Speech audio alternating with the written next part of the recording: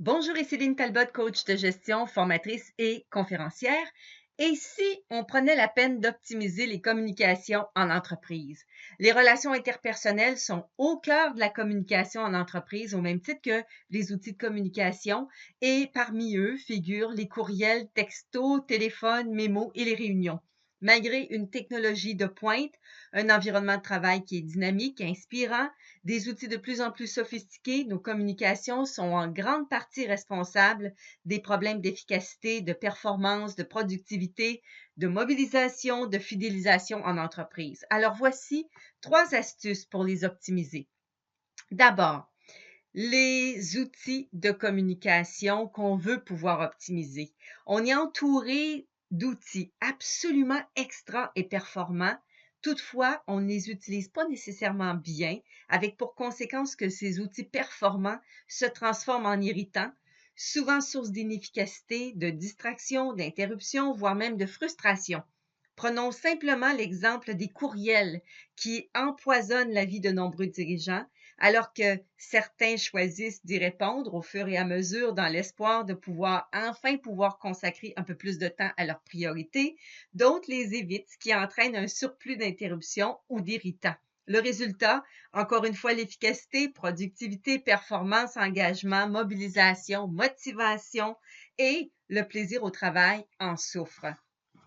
Alors, autre aspect, autre astuce, la clarification de la ligne directrice.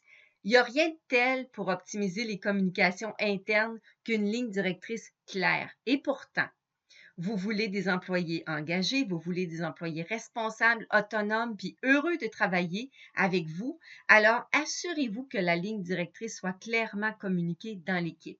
Prenez le temps de vous demander si vos collaborateurs comprennent bien la vision et le sens profond de chacune des valeurs d'entreprise. Voyez si leurs objectifs sont clairement définis. Vous répondez oui à ces questions, regardez encore, validez auprès de vos employés. L'exercice en vaut vraiment la chandelle.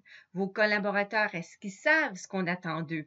Est-ce que vous les sentez engagés, prêts à se retrousser les manches pour faciliter l'atteinte des objectifs corporatifs d'équipe et individuels? Ne prenez rien pour acquis. Le 12 mai prochain, je vais animer un midi coaching dont le thème a pour titre optimiser vos outils de communication et je vais aborder bien sûr tous les outils de communication et les moyens pour les optimiser et je vous invite à vous joindre à moi pour en apprendre davantage. Troisième astuce, le bonheur au travail.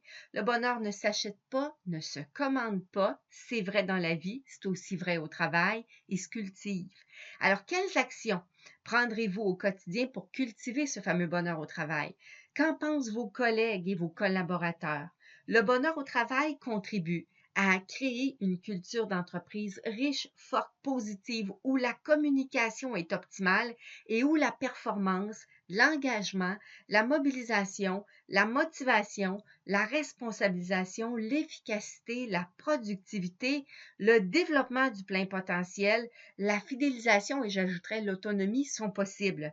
Alors, quel est le meilleur moyen pour optimiser vos communications en entreprise et stimuler la performance, l'efficacité, l'engagement et le bonheur au travail? Ma question pour vous, à quelle astuce vais-je donner priorité?